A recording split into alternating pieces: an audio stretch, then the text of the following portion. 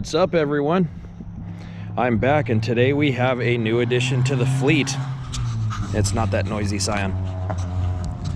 This is a 2000 Ford Expedition 4x4 with the 5.4 liter V8 automatic.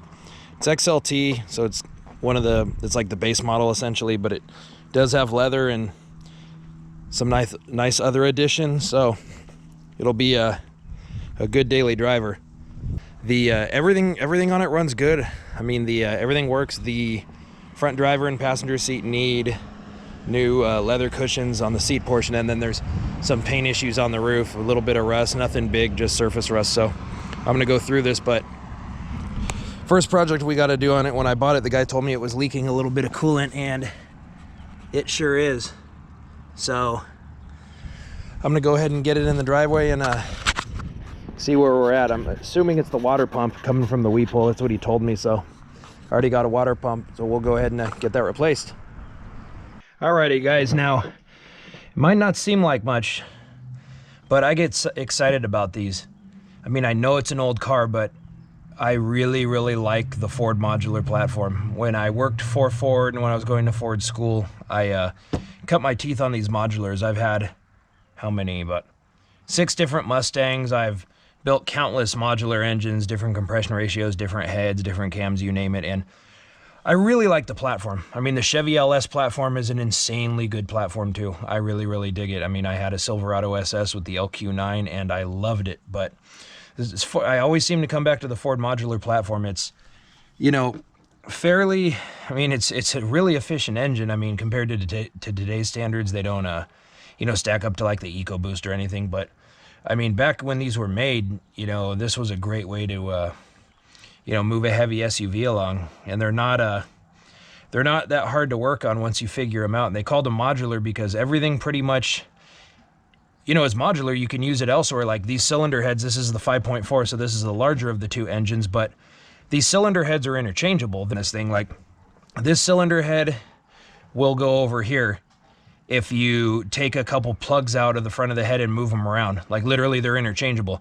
This is a 5.4, but these same heads can go on a 4.6. The 5.4, the engine block on each side is slightly taller, and the intake manifolds are a little different to accommodate the height, but you know, air filter is going to be the same, water pump's the same, alternators the same, ignition coils are the same, injectors are the same. I mean, it's all the same. The 4.6s are a little easier to work on because back here where you have to get your hands under, you have a little bit more room. But I mean, these are great engines, and they used them in everything Ford made. I mean, you find them in F-150s, Expeditions, Econoline vans. They used them in, you know, the Crown Vics that now, you know, that people used as taxis. They used to use them in police cars. And they're pretty much all the same. Police cars had slightly different tuning and a different air intake, and they didn't have a governor on them, but more or less it was all the same. And these things are just known to run for a stupid amount of miles without really having any issues, as long as you keep the oil changed. These were notorious for, if you went low on oil, you'd have issues with them. But I mean, I know guys with, you know, 400,000 or 500,000. I had a Grand Marquis that I sold to a buddy with 390 on it, and it ran perfectly. So they're really good engines. Pretty easy to work on. I know it doesn't look like it. There's a lot of stuff in here, but yeah, I mean, I got some projects to do on this, like this I mean, these battery connections are bad, and when you drive the truck, you can kind of see the voltage gauge moving around. So I don't think it's getting a very good connection, judging by the amount of corrosion and the condition those terminals are in. So I'm going to be doing the water pump on this one because I'm losing coolant out the bottom. So the first step before you do any of that is you're going to want to basically open the reservoir and make sure there's no pressure in there, so that way when you drain it, it doesn't blow all over you. And then this is actually the this is the rod for the jack for the spare tire. You stick the end in here and twist it, and then it goes up.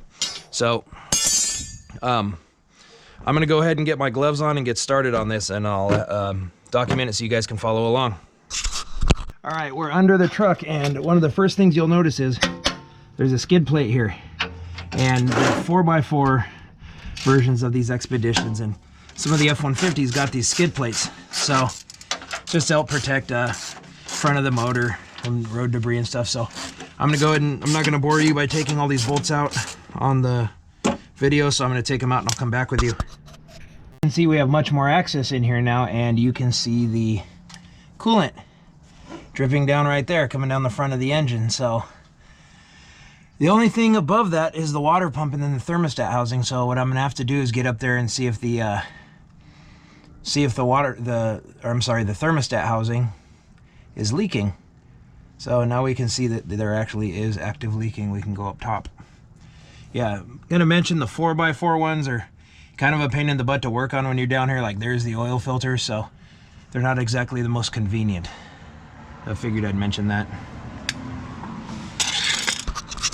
Okay, so before we do anything with the water pump, okay, now before we do any work on it, we got to get the coolant out.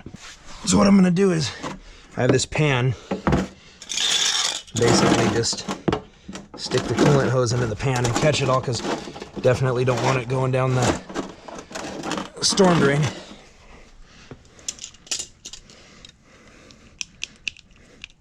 Then the drain plug is right here, this little white one. So we'll just grab it here, break it loose. And usually on these, all the crap will sit right by the drain plug. So you don't want to open it too much. So you can see it's coming out. Alrighty, so well, the coolant is draining quite noisily, I might add. I'm going to take this engine cover off. We need to take this air intake off too, so we can get to everything back here. And get these out, take these out, take that out, and then we'll pull the motor cover off. All right, all the screws are out, and you can pull the motor cover off. Up here you'll see the different parts of the engine. You got your EGR valve, solenoid that opens and closes it, throttle position sensor, evap solenoid, power steering reservoir, then your throttle cable, and then the cruise control one. This is your air intake hose. This is the air filters in here. So in order to do this, we're gonna have to get this out of the way. So what you do is you take this off and this off. Get that out of the way, then disconnect that. And then you'll take these two screws out, and then make sure to unplug this. This is your air intake temperature sensor. So I'm gonna go ahead and take this off, and I'll come back to you. You can either use a 5/16, a flathead, or 8mm. Once you get this off, an important thing to look at is, sorry if my light's making it hard to see, little LED work light I picked up. It's nice because it's as bright as the halogens and it doesn't get hot. So at some point you can see a mouse has been in here putting there's mouse poop, and if there's a bunch of stuff in there like physical debris, then your air filter is either missing, clogged, or it has a hole in it, or it's just not working. So it's an important thing to keep an eye on. While we're in here, we're going to do the thermostat. The thermostat lives under here. What the thermostat's job is it's basically a thermostatic valve. So what happens is your engine has two loops. You have your heater loop, which basically runs your heater cores back here, and then there's one in the back that makes that creates the heat. So when you turn it on the heat setting, it looks like a little baby radiator, usually about that big, and so the cold air blows over the heater core and heats the interior of your car. Well, when you first start the car, the thermostat is closed, so it sends all the hot water up through here, going to the heater core, and then it comes back. But that's what it does. It just goes through a loop through the heater cores. Well, once you're driving and the engine gets hot enough, if it needs, it'll open up this thermostat and start moving coolant through the radiator. So the thermostat is constantly modulating temperature. Well, if they stick open, you'll never get up to temperature. You'll probably get a check engine light because the engine can't get hot enough to work efficiently. And then if it sticks closed, you'll overheat. So that's why, some people can get by if their car's overheating, they turn the heater on, because if the thermostat's stuck closed, the heater core loop is still working. So it's a maintenance item. I don't know if it was ever done, so I'm gonna go ahead and do it while I'm in here. And I'm gonna try to flush these heater hoses out too, because I noticed that the front heat's working, but the back one's really not that well. So I'm gonna go ahead and do that. So I can hear that the coolant's almost done draining. So I'm gonna go ahead and get the air filter housing out of the way and this coolant hose out of the way so I can start taking stuff apart. There is a connector right here that goes to the mass airflow sensor, which measures how much air is going into the engine so that it can adjust the amount of fuel it needs to go in there, you know, to maintain the proper air fuel ratio. Don't forget to unplug this when you pull this out. And this thing, there's no bolts or anything to it. You just more or less grab it, pull it up, and then you can pull it out down here. So I'll show you how to do it. That thing will stay.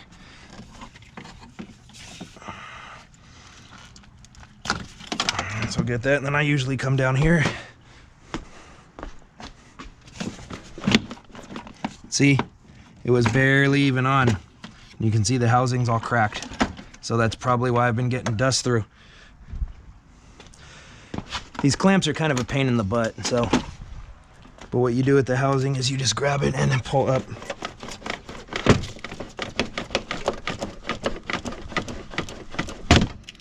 Like that. You can see all the crap that's in here. This one's not in very good shape, so I might replace it. But, oh, there's rat poop in there too. So that's good. Looks like a mouse set up shop in there and either pooped or peed at some point. So that's always good to know. But anyway, that's out. So I'm going to remove the hose and rat poop. I'm going to remove the hose and this upper part right here, and I'll be back with you. Alrighty, so got all the plastic screws for this thing off. Unfortunately, we have to take this off. It's kind of a nice little convenient parts holder, but it can't stay. So off she comes.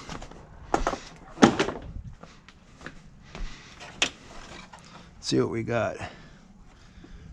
Nice and clean. No joke, I swear I heard a mouse squeal a few minutes ago, so it'd be interesting if we found one. So I'm gonna go ahead and get this hose off. I'll be back. Hey guys, one thing I will show you, well, among other things, when you are working on the Fords, mind this.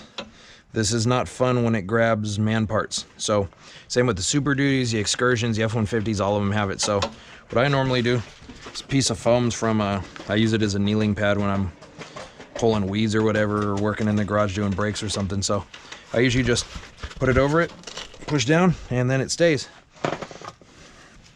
So it avoids, yeah, uncool situations, let's put it that way.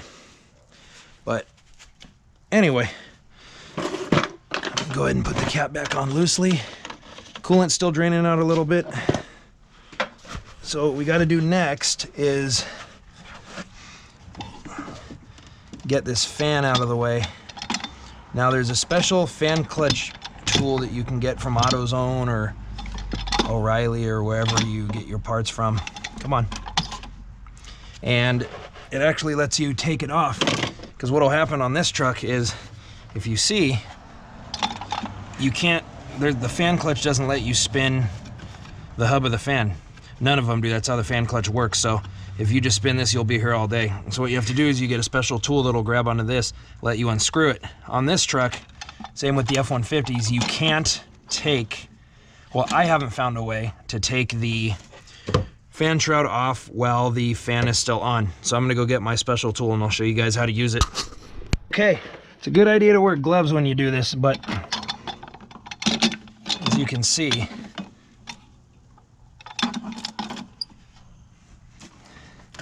let me kind of put the throttle cables out of the way. You have the water pump, which is here in the back, and your fan clutch, which is here. So what will happen is if you just try to spin the fan clutch, it slips on the belt. Now, that's no bueno. So what you do here is you have this tool, which goes in the back, and it holds around all the bolts. So one stays there, then the other goes here, and you turn them opposite. All right, guys, it got pretty dark out, so I brought out Ghetto Shoplight. Don't judge. Ghetto Shoplight used to hang over my workbench in my old house, and I was gonna throw it away, but I decided to repurpose it. It's literally just an old school fluorescent tube light, but I took the tubes out and put LEDs so they don't shatter if you hit them with a tool. Then there's a bungee just connecting them over the top of the truck. So, you know, you can buy some professional ones for a lot of money, but this thing has always worked great. So I'm gonna go ahead and get that thing off like I was saying, and I'll be back. Now you guys can see what's going on down here. So put this holder tool there. I'm gonna put this one on here. Then I'm gonna put the ratchet in here. Switch the rotation, we'll see what happens.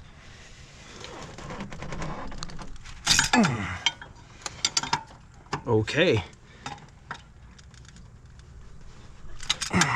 All right. It doesn't want to do that, so I'm gonna go get the persuader. Alrighty, let's try this.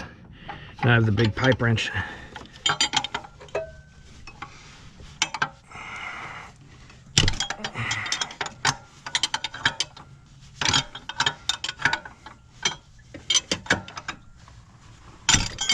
Wow. All right. Well, this fan clutch is getting replaced. I might have to use the air chisel. My compressor is broken at the moment, so might have to go see if I can borrow the neighbor's really quick. Alrighty. This is an old school trick I learned. This is an air chisel, and it's basically an air chisel. It's what it just chisels. You can use it for chiseling metal, breaking things apart. Well, it's really good for this. This was a trick we used to use back on the Ford 6.0s when the fan clutch would stick. So what you do is you come in here and you just put it on one of the lands of the nut. So like right here. Sorry, I'm having issues with the hose. Draped all the way over from my neighbor's house, so you just put it on there and then you give it some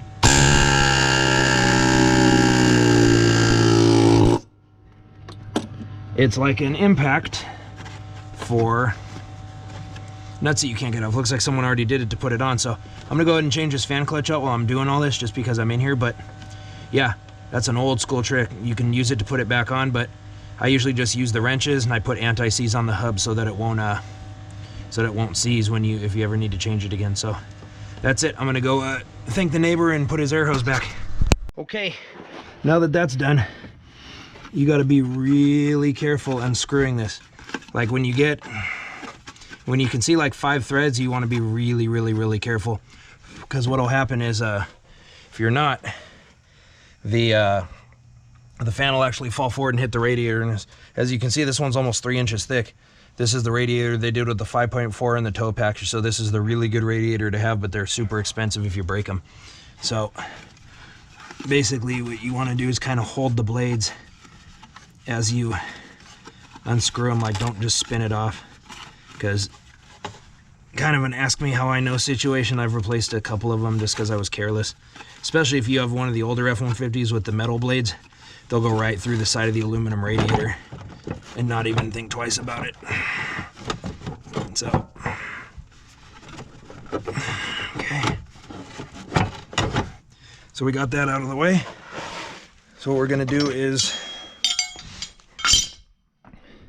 take loose. There should be a bolt here and a bolt here. They're gonna be 8 millimeters.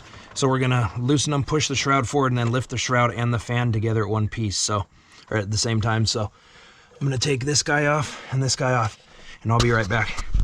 All right, got both of the bolts out. So what you do is you basically pull the fan back in here, center it, then you lift up. That side, the driver's side, usually fights a little because of the transmission line, but you can get it past it.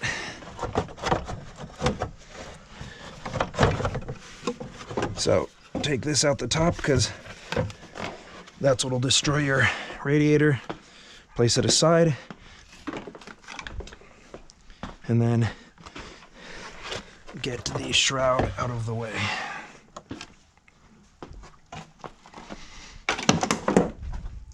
All right, we're getting there. The water pump is right here. So you got to take the belt off, which you take your 1/2 inch ratchet Let me close the drain. Oh man, this radiator's been leaking. Looks like I get to get a new one. All right, that sucks, but okay. Anyway, so we're gonna go ahead and get the 1/2 inch, and I'll show you how to do it. Okay, so to get the belt off, you have to relax the tensioner. This is the tensioner.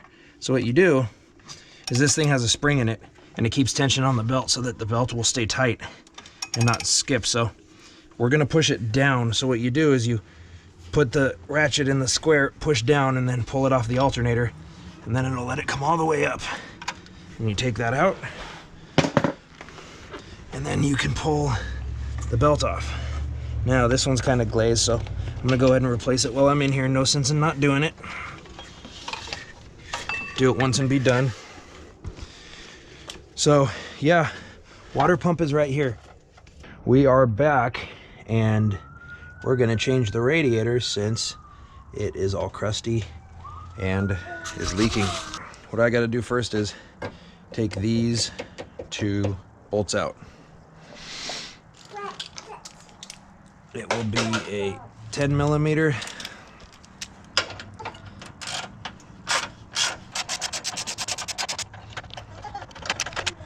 And we'll take this one out.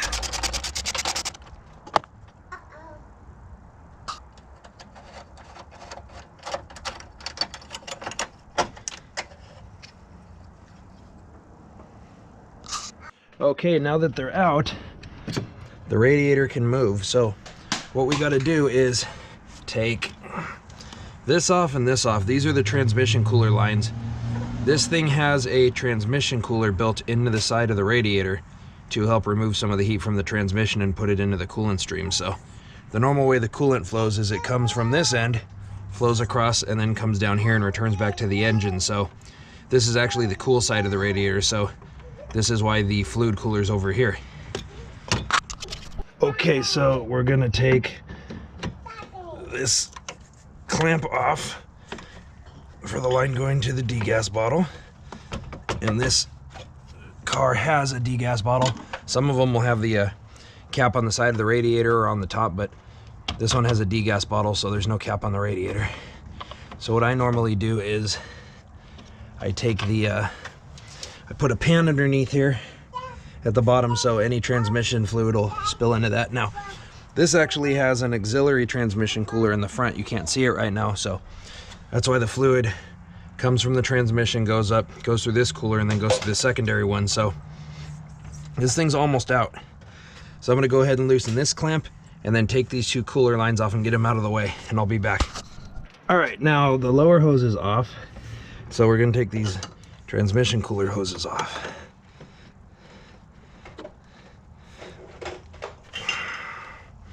Nope.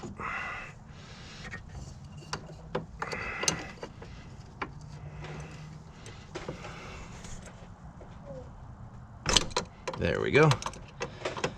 So I'm gonna go ahead and take this one off and the lower one, and I'll be back with you. All right, well, when you disconnect the tranny lines, you're gonna get some nasty transmission fluid. This thing's gonna get a flush. But what I'm gonna try to do is pick it up and out without dumping too much on the driveway. So I usually will rock it back and forth.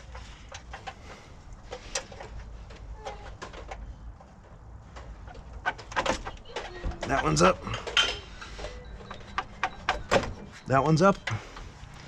Okay. And then lift.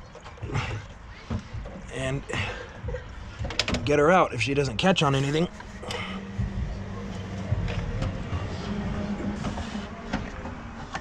Okay. All right. She is out. Get the new one out of here. Now it's got these little plastic guys on there. Don't forget to pull these plugs out. You can put the hose on with them in there, and yeah, you'll wonder why your car's overheating, and it's not a good thing. So this one's on the outer, that one's on the inner, so kind of an ask me how I know situation. So let's get this guy, tilt it back in.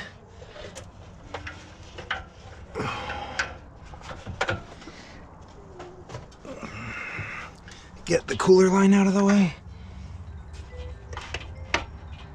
Nope. You don't want to get ATF on the lip where the hose goes. Then it'll be more inclined to come off. So that's down. So just push that on there and tighten her up.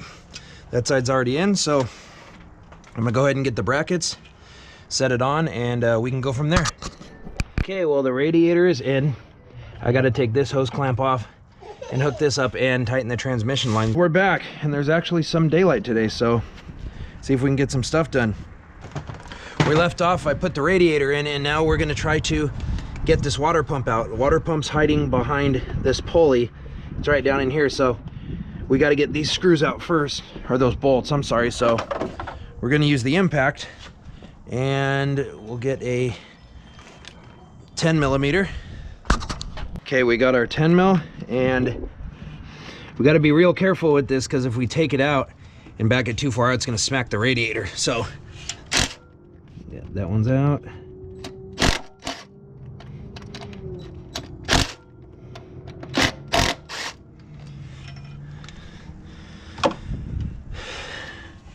All right, so get all these guys out. And then the other bolts that hold the water pump in should also be a 10, if I recall.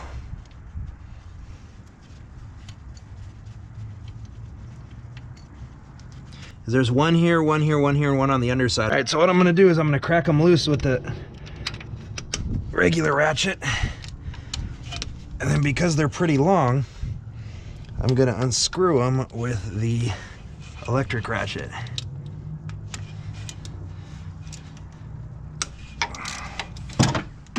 So, get those out.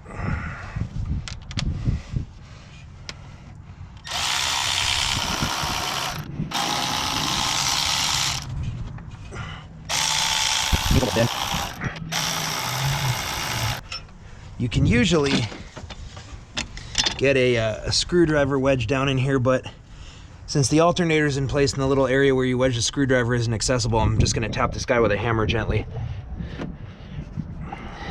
Just careful not to slip and hit the radiator. You don't really want to wedge a screwdriver in there because you'll screw up your mating surface.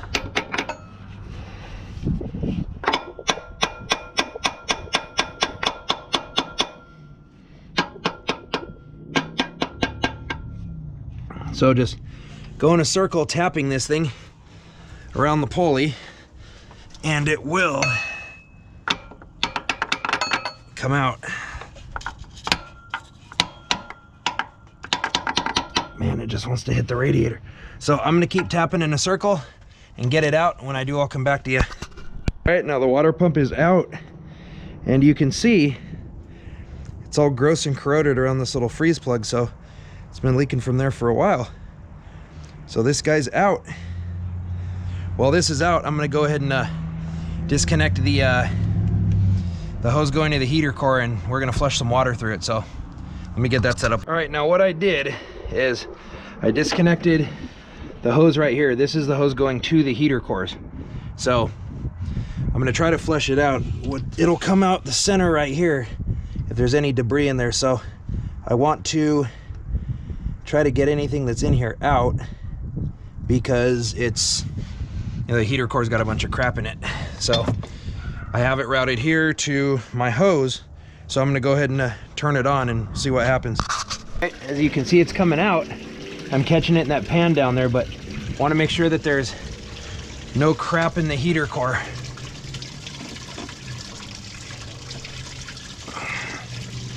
And I know there is. See if I can pinch the line and send it to the rear heater core. Move that pan real quick. So I'm gonna go ahead and pinch the line going to the rear heater core, or the front one, send all the water to the back. Now I'm getting some flow from the rear one. So it's working. there's just not as much as I'd like. So I'm gonna try to reverse it and we'll see what happens. All right, now I'm flushing it the other way. Back in through the water pump, inlet hole, through the heater cores and back out. I'm trying to get any garbage that's in there out while I'm doing all this. So water's coming out clear, that looks good. I'm gonna disconnect all this. Okay, well here's the new water pump. Nice and shiny. It's got this O-ring on it, so I'm gonna lube up the O-ring before we install it so that when you push it into the water pump housing, it doesn't bind up or anything. So, like, again, dielectric grease, I mean, it works for almost everything. So just a little bit will do, just to make sure the ring has some lubrication on it. All right, put that on the table. So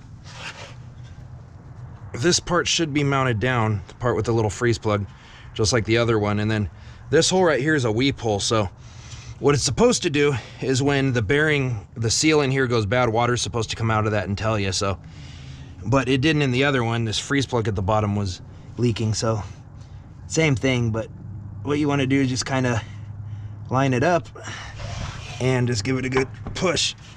And it just rolled right in like that. So take the bolts, and installation is the reverse of taking it out. So I'm gonna go ahead and tighten all these up and I'll be right back. Okay, now I snug the water pump bolts up kind of like I showed you guys how to in the tire video. Same thing, I go cross. You don't want to do one side at the same time because you can get things unequal. So I'm gonna do this side first. I'm gonna do the bottom first.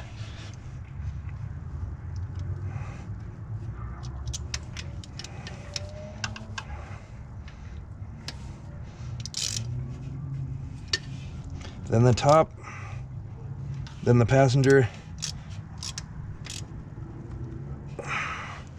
then the driver. Okay, water pump's pretty much done. So that's good. That's one hurdle down. Now I'm gonna go ahead and put the pulley back on with a little impact. Water pump pulley's on. Can't forget to plug this back in. The line that goes to the heater cores. Now I say cores because this has front and rear heat. So make sure you put that back on. We can actually put the belt back on. So let me go grab the belt. Now, I know some other vehicles have it too, but this is your belt routing diagram. It shows you how to install the belt onto this engine because, I mean, believe me, it can go on multiple ways, but only one is right. You put it on wrong, it might grind on that stud sticking out. It might grind on here. You're gonna, if it's wrong, it's gonna cause you trouble. So you need to follow this, and that's there for your reference. It was nice of them to put that there. Most vehicles have it, but on this Ford, it's gonna be here. Same with the F-150s and stuff, and most of them have it on that plastic cover. So it shows that we're going up and around this idler pulley. So I'm gonna shove this guy down here. Sorry for the crappy lighting. This time of the year is terrible if I want to document stuff like this and it's getting dark.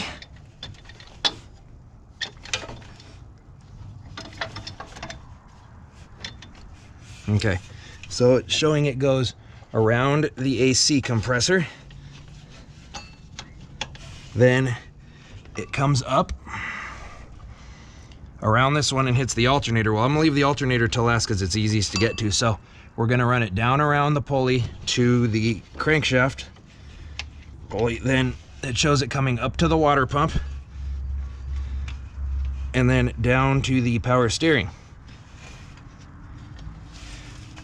Now it's the same thing like taking it off. It obviously won't go on right now, but I have to use the ratchet. So since the alternator is easiest to get to, that's the last one I'm gonna put on. So I'm gonna go ahead and put that in there, push it down and bring it up and let it go. And it's on. You just kind of check, move your hand around to make sure that it's not hanging off any of the pulleys. Nice thing about these belts is they're fairly self-centering, so if it's kind of crooked on the pulley, as soon as you start it, it'll center itself. So That belt's on. Okay, next thing we're gonna do is we're gonna change the thermostat. Now, there's a bracket right here that holds the power steering reservoir, so I took it off. Thermostat lives under here. So there should be two 10 mils to get it out. And I mean, this isn't 100% necessary, but I figure while I'm in here, may as well. That way I can assure I have a good one. Now these do have a torque, it's 22 foot-pounds, so when I put this in, I do have to retorque it. Now I don't know if this has ever been done or what, so I figure, hey, this thing's new to me, never hurts. So let's take these out, they're gonna be long, because they go all the way through to the intake manifold to help hold it down to the cylinder head. Get this bolt out of the way, and there it is. Now what the thermostat does is it opens and closes to maintain engine temperature, and this one's actually really stuck in there, so I'm gonna go grab a pair of channel locks and get it out. Okay, and now it's out. This one was stuck in there really good, so I'm wondering if it was one of the original ones. It says Motorcraft on it, so it might be. So what it does is when this part gets hot, it's supposed to open and let coolant flow through the radiator versus just flowing through the heater system. But as any wear item, they do get tired, so I bought a new one, and it'll come with a gasket that you won't be able to use. You need this round one. They have one that goes on the outer ring here, but it increases the diameter too much and it won't fit. So it's supposed to fit like this, and then this O-ring goes on top of it. Well, what I do on these is, it has this little brass guy in here, which is supposed to be an air bleed, but what I do is I drill this little hole in here, and what it helps do is it lets some of the heater water, or once the water is hot, it lets some water through to get to the top, and it helps it react quicker so that it gets a more accurate representation of what the temperature is versus just being here. And I've found it helps bleeding the air out, makes it a whole heck of a lot easier, because what'll happen is when this creates pressure, it'll push this brass guy closed, and so the air can't get out. So this little hole will help a lot. So you just put that in and face it towards the front of the radiator, put it in, and then put the thermostat housing back on. But I'm actually gonna kind of scrape it and clean all the crap off of it with a razor. Okay, so it's cleaned up a little bit. So we'll go ahead and put this back. Now it calls for 22 foot-pounds. So we'll get these bolts back in. Not gonna bore you with it. Well, what I'm gonna do is put these in and get them ready, and then I'll show you the tightening. Okay, now it's snug, so we'll tighten it in a crisscross pattern, and then I'm gonna do the inner first and then the outer. So put this on. This is already set to 22 foot-pounds, so wait for the click. Try to do it equally.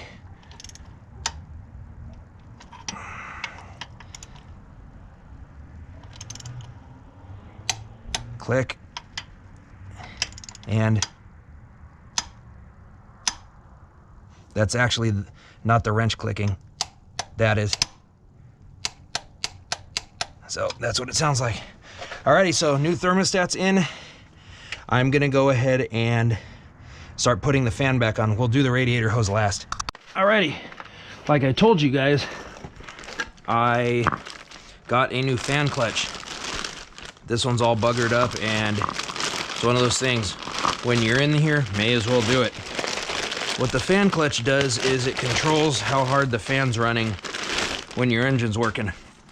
Basically, it's got this little coil right here, and what it does is as the heat moves through the radiator, the hotter it gets, this little coil heats up, and it heats up the fluid inside the fan clutch. When the fluid heats up, the fluid gets thicker, and it basically locks this thing and forces it to spin using the centrifugal force of the engine. So that's why you'll be going up a hill, and the hotter your car gets, you'll usually hear the fan get louder unless it's electric. Well, trucks and larger SUVs and whatnot usually use a fan clutch, so that's why they have it. Some of the newer stuff uses the electric fans, but this is the old school way of doing it. This is a severe duty fan clutch. I could have got the standard duty, but this thing's set up with a tow package and whatnot, so I'm gonna probably be making her do some work. So I'm okay with the slightly worse gas mileage it'll get when towing, as long as it stays cool. So with the new radiator and the new fan clutch and thermostat and water pump, this thing should be running great because it's essentially a brand new cooling system. So all I got to do is take these 4 bolts out and the fan will lift right off. I'll show you. All right, got them out. So literally just move it over to this one and do the opposite.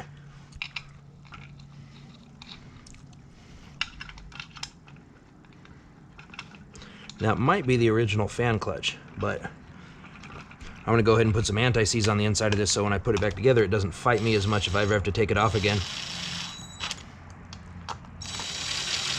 Like I mentioned earlier, always tighten them in a cross pattern.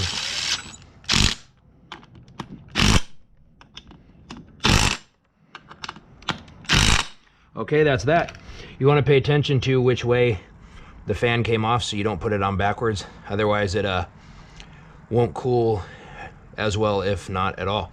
So I'm gonna go ahead and get the fan shroud, position this, and I'm gonna go ahead and reinstall this. Okay, we're ready to install the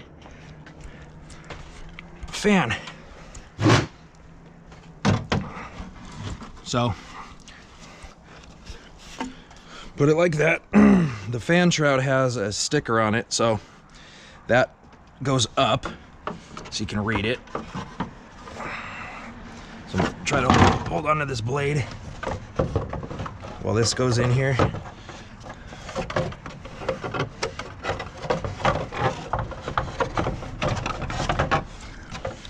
No one ever said it was easy. If they did, they lied to you.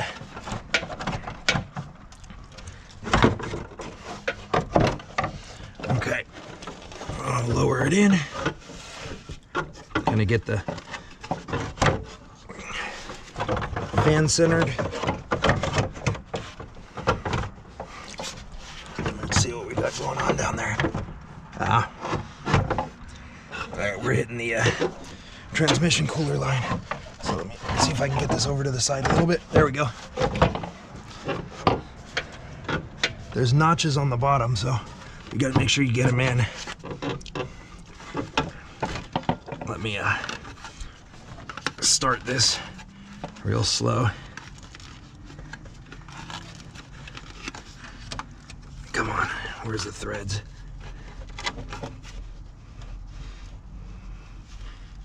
And now it should screw on normally. Some of these are reverse rotation, so you got to be mindful of that. And very mindful not to drop it.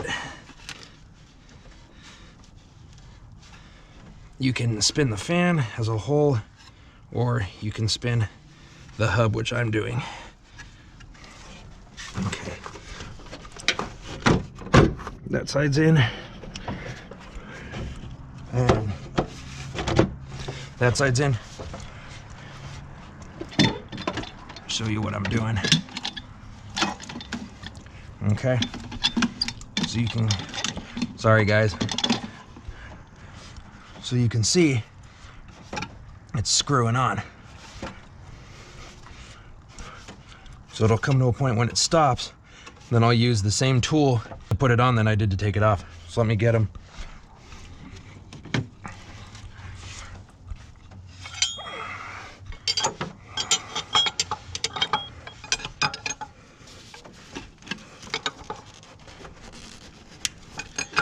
I got that. Okay. Fan clutch is in. Alrighty, so fan shroud's in. Time to put the, I don't know what you're gonna call it, upper shroud portion on. It's actually just the information part, but still nice to have on here. They're missing on some cars, especially the sticker being missing kind of sucks, because when you go to smog your car, A lot of the times they like to see all the emissions information, so it always helps in your favor if you have it. Oh, that one's broken. Guess I gotta buy some more. You can get these little things at the auto parts store. There's a couple that are snapped off, so okay. Well, there's enough on there. Alrighty, so I'm gonna go get the upper radiator hose and put that guy on. We're gonna start with the spring clamp over here. Now, I am reusing this hose for now. I am gonna replace it at some point. Not too far down the road. These ones feel okay, but this one and the lower one I wanna replace. So these spring clamps suck. There's no other way to say it. They're terrible, and they feel really, really good when they let go on your finger. So just be gentle with them. Be careful. They had this one on there as a backup. I don't know if it was dripping at some point or whatnot, so I'm just gonna go ahead and tighten it.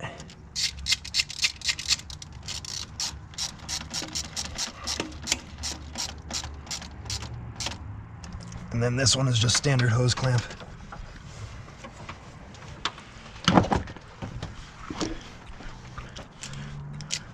That battery will be next, because that thing's nasty.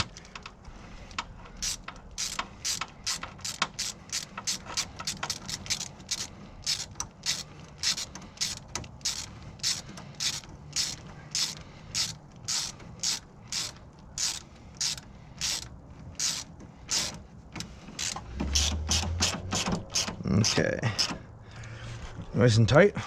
Alrighty, I'm gonna put the air intake back on. Okay, putting it back is real similar to pulling it out. So just push it back in, and then down, there it is. So just take the wiring harness for it, which is right there, and hook up to here. That click means it landed home. So I'm gonna go get the other tube. All right, one thing I wanted to show you is this. This is folded back.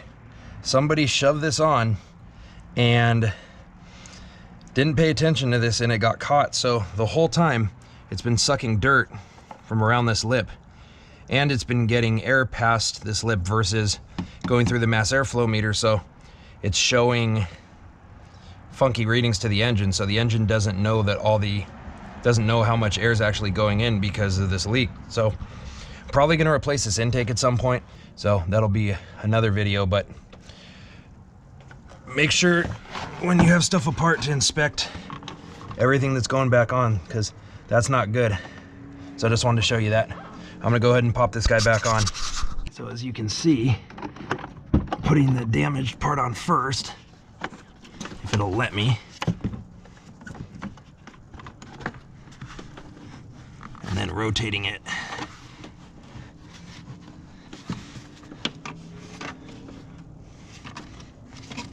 So that way I know for a fact it's actually on.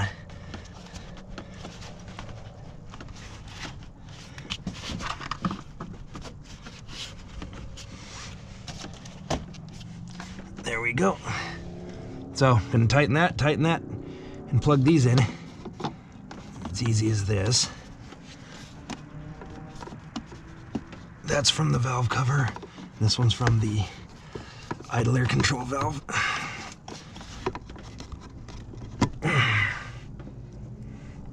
So go ahead and tighten this guy up.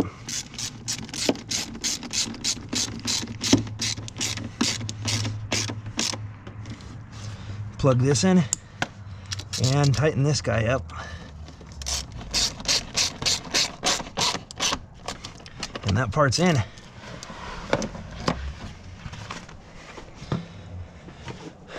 The last part will be hooking up this hose. Okay, so the upper hose is on. Now, what's nice about this cooling system is the top of the radiator is the highest part. So that's where the air is going to travel. Besides the heater core is high part as well. So Well, what's going to happen is the air is going to get trapped in the top of the radiator with nowhere to go. So what they did is they have this little line coming off pretty much the top of the radiator coming over to the degas bottle right here. So what will happen is there'll be a big slug of air sitting here. And then when the thermostat opens, as the radiator fills with water, the water will come through here this way, push all the air out, and so the radiator will essentially be completely full of water. So it's a really good idea that they did that, and it's super helpful in getting all the air out. If this wasn't here, it would be really difficult to get the air out. So I'm gonna go ahead and fill this thing. What I'm gonna do is, this is Prestone concentrate, basically meaning it's straight antifreeze. Now what you usually wanna do is, if you live in the southwestern part of the US where it doesn't freeze, you can go 70% water, 30% antifreeze. But for everybody else, you wanna go a minimum of 50-50. So 50% antifreeze, 50% water. So I'm gonna go ahead and pour this in, then I'm gonna dilute it with distilled water. And you wanna use distilled water because it's filtered, basically they boil it and filter it, and so all the minerals are removed from it, so you don't have that crap floating around in your cooling system getting stuck in your heater core and whatnot. So I'm gonna dump this in. This is about a gallon. If I recall, this cooling system, I don't remember the capacity on it, but I remember that if you change the radiator, it ends up being about 2 gallons to get it right. So a gallon of this, and then a gallon of distilled water, and then whatever's left in the, whatever's not in the heater core. So I'm gonna go ahead and get the distilled water and start adding that as well. Now the reason antifreeze is important is it does multiple things besides stopping your cooling system from freezing. If you ever get it on your fingers, it's real slippery. That's because some of the chemicals in it act as a lubricant for your water pump, so that the bearing and the seal don't go dry or lose lubrication and end up frying. And it acts as an anti-corrosive because you have aluminum in the radiator, in the heads. You most likely have copper in the heater core. You have aluminum on the top of the heads, on the cylinder heads. You have cast iron in the block. And just having all those different metals and heat can create havoc when it comes to corrosion. So the antifreeze stops the corrosion, and it keeps the coolant from freezing. It raises the it just keeps it from freezing. It won't let it form ice, because what'll happen is, in a closed environment, as the water expands when it's freezing, it has nowhere to go. So it can split your block, crack your radiator, blow a freeze plug out the side of the block, and it can wreak havoc. So, you know, it's really, really important to keep your coolant percentage right. Now they have devices where you can stick it in your radiator or your bottle, and it'll take a sample and it'll tell you where the it'll tell you what the percentage is. So I'm gonna go ahead and add a little bit more coolant and a little bit more water to this thing, because the line is right here and we are most definitely below it. Now we are ready to start it. These three are the engine cover, and then these are the skid plate in the front. I'm gonna go ahead and put that on in a little bit after I make sure there's no leaks. But if you don't feel like buying distilled water and antifreeze separate and mixing it yourself, you can buy standard 50-50 already pre-mixed, so saves some time for you, so you don't have to worry about getting the mixture correct. But should be ready to start up. We're gonna start it, turn the heater to full, and just gonna let it warm up. Now when you start a car up that has a fan clutch, a lot of the time, like you can hear the fan right now, the fan will be noisy for the first few minutes until the fluid inside of it spreads outwards with centrifugal force, because it's cold right now, so it doesn't need the fluid in there. So it's gonna spread to the outside, and then the fan will stop. So early in the morning you hear noisy fan, it's perfectly normal. So I'm gonna go ahead and let this guy warm up. Alrighty guys, she's warming up. As you can hear, it's just hunting back and forth now. It got really quiet. You can hear how nicely the engine's running. I need to really do something about this battery, because that's disgusting. But that'll be a task for another day. She's warming up nicely. The thermostat should open at about 195, so we'll see where she's at. Well, she is up to temperature, 199 degrees. So just sitting here. Oops. Let's see. Right in the center on the needle. Heat's nice and warm. I think I'm gonna have to do this rear heater core because it's not blowing as warm as the fronts is, but oh yeah. Nice and toasty. So that's all there is to it, guys. I mean, looked kind of complex, but it's really not. Trick will be to drive it around for the next couple days to check the coolant, and it'll work all the air out on its own. So hope you enjoy the video.